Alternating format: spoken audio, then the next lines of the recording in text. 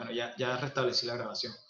Se da la posibilidad incluso de que las víctimas puedan, por intermedio de su apoderado, no solamente intervenir en el proceso, sino que puedan, si no se les devolvió el 50% de lo que la persona incrementó su patrimonio, producto de un delito contra el patrimonio económico, no pueda aceptar los cargos y recibir la rebaja a la que la ley le ha asignado o la rebaja que la ley le ha permitido.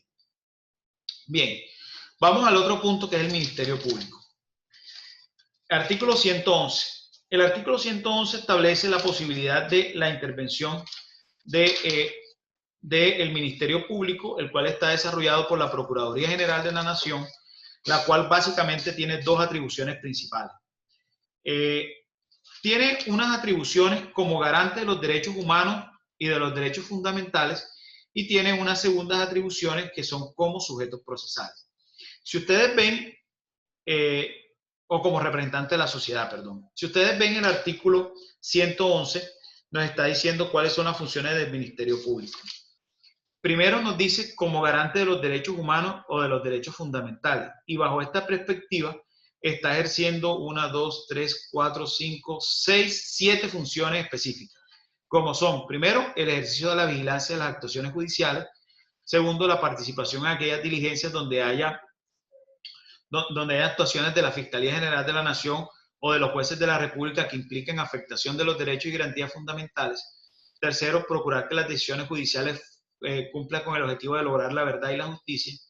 La otra que es procurar que las condiciones de privación de la libertad como medidas cautelares o la pena estén, digamos, ajustadas a los tratados internacionales y a la ley.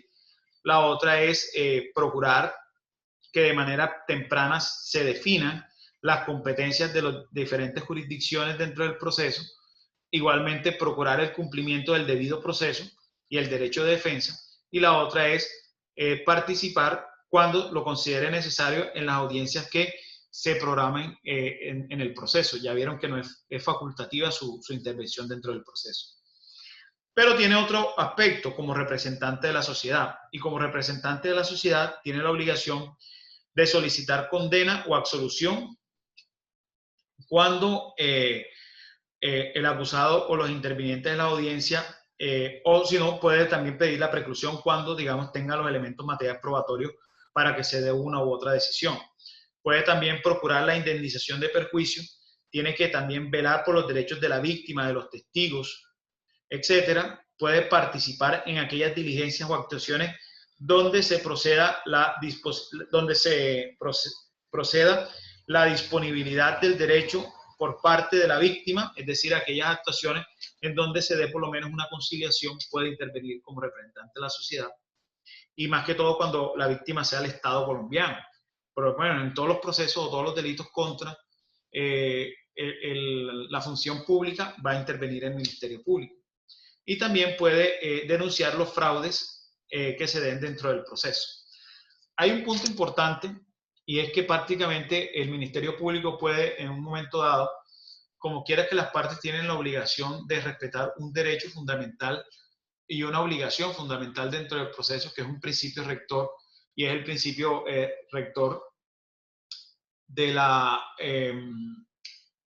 eso se conoce como... ahora mismo se me escapa el nombre. O sea, nosotros dentro del proceso tenemos que ser transparentes. Hay un nombre específico, ya les voy a decir cuál es el nombre. Está dentro de las garantías procesales, la lealtad procesal. Esa lealtad procesal me obliga a que yo dentro del proceso debo actuar con transparencia frente a mi contraparte, que sería la Fiscalía, o de la Fiscalía frente a la defensa. El Ministerio Público puede, en un momento dado que considere que yo estoy faltando a mi derecho a la lealtad procesal, hacer las denuncias pertinentes con respecto a esa situación de quebrantamiento de esa garantía procesal. Entonces, fíjense que las funciones del Ministerio Público son muy definidas dentro del proceso. El Ministerio Público no es una parte más. A veces se produce ese error por parte de muchos representantes del Ministerio Público. ¿Sí? Una pregunta. O sea, leyendo las funciones del ministerio, me parece que pasé una parte que no es obligatoria. A mi parecer, sí es obligatoria, porque básicamente se basa en velar los derechos del procesado. De la víctima, perdón. Fíjate que no es obligatorio, y el mismo artículo 111, si lo leíste bien, te está hablando de que esos atributos no son obligatorios, por lo menos. Si tú lees el artículo 111 en su literal, estoy en el Código Penal, ya busco el Código de Procedimiento. Si ves el artículo 111 en el literal F del numeral 1, en el G, perdón, del numeral 1, dice participar cuando lo considere necesario en las audiencias conforme a lo previsto en este código. Mira que se habla de que esa es una función como garante de los derechos humanos. Si estamos hablando de los derechos del procesado, ahí está el defensor que se los está garantizando. Si estamos hablando de los derechos de la víctima, ahí está el fiscal que se los está garantizando. Entonces, desde ese punto de vista, el Ministerio Público va a actuar es como una especie de, podríamos decir, de un árbitro que va a entrar dentro de, a dirimir cuando considere que la parte llamada como principal para defensa de esos derechos no está actuando o no está cumpliendo con sus obligaciones. Por eso es que no es obligatoria la presencia de ellos. ¿Cuándo sería obligatoria? Por lo menos cuando existen actuaciones investigativas que estén violentando derechos fundamentales y ahí no esté la presencia del abogado. Ejemplo, un reconocimiento en fila, un allanamiento. Yo no voy a un allanamiento de un defendido mío, pero el Ministerio Público sí está obligación de ir a esos allanamientos cuando se producen entre las 6 de la tarde y las 6 de la mañana. Usted quiere un reconocimiento en fila. El Ministerio Público acude a los reconocimientos en fila porque eso es un mecanismo de identificación que va a minar los derechos del procesado. Entonces, desde ese punto de vista, el Ministerio Público va a ser como un híbrido que aparece dentro del proceso que va a actuar en defensa de las garantías, pero sin que su actuación sea obligatoria. Para serte sincero, Valeria, en Colombia es el único lugar donde teniendo un sistema adversarial actúa el Ministerio Público en la forma como lo tenemos establecido, es decir, como un tercero diferente a la Fiscalía y diferente a la Defensa. En México hay un Ministerio Público, pero en México el Ministerio Público es la misma Fiscalía. Allá tú no hablas de Fiscalía, sino de Ministerio Público. Entonces, desde ese punto de vista, claramente, en un sistema propiamente adversarial como el que queremos tener en Colombia, no debería existir un Ministerio Público porque vendría siendo como una parte que va a desequilibrar ese equilibrio procesal que debe haber. Yo he tenido muchos casos en los cuales yo he logrado hacer unos excelentes contrainterrogatorios donde ya tengo prácticamente ganado el proceso y viene el Ministerio Público y mete su cuchareta haciendo una pregunta aclaratoria y me tumba todo lo que ya yo logré en el contrainterrogatorio. Entonces uno dice, el Ministerio Público aquí viene prácticamente a ser un ente que va a desequilibrar hacia alguna de las dos partes y generalmente en favor de la Fiscalía el equilibrio procesal que debe existir. Es tan notable esta situación que miren que el orden de intervención dentro del proceso va primero, la Fiscalía, segundo, el representante de víctimas, tercero, el Ministerio Público y cuarto, el defensor. Pero entonces el Ministerio Público, si se supone que es un ente imparcial, actúa únicamente escuchando lo que ya dijo la Fiscalía y no lo que ha dicho la defensa. Yo muchas veces he solicitado en audiencia que para garantizar los derechos del procesado nos saltemos este orden y que el Ministerio Público intervenga de último. Porque yo digo, si el Ministerio Público es imparcial, lo más lógico es que actúe ya escuchando la posición de la defensa, porque eso puede drásticamente cambiar su concepto dentro del proceso.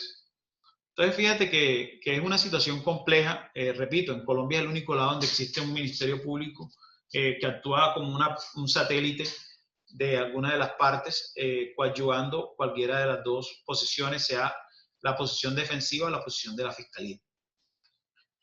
Bien, ¿dudas, muchachos, con respecto a los intervinientes? ¿O está claro todo? ¿Todo está claro? Bien. Voy a dejarles o voy a pedirles un favor para que no lo tomen como si fuese una actividad académica. ¿Cuál es el favor que yo les voy a pedir?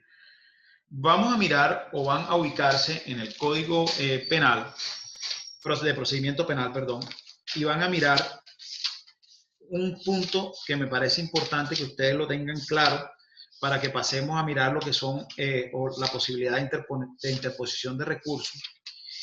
Y es concretamente lo que tiene que ver con las decisiones que se pueden producir dentro de un proceso. Entonces vamos a hablar,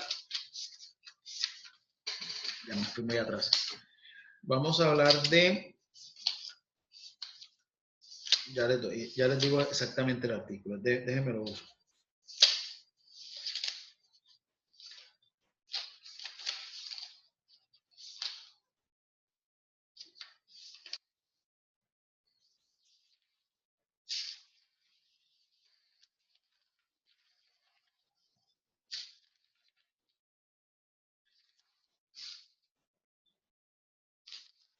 Se me perdió el artículo.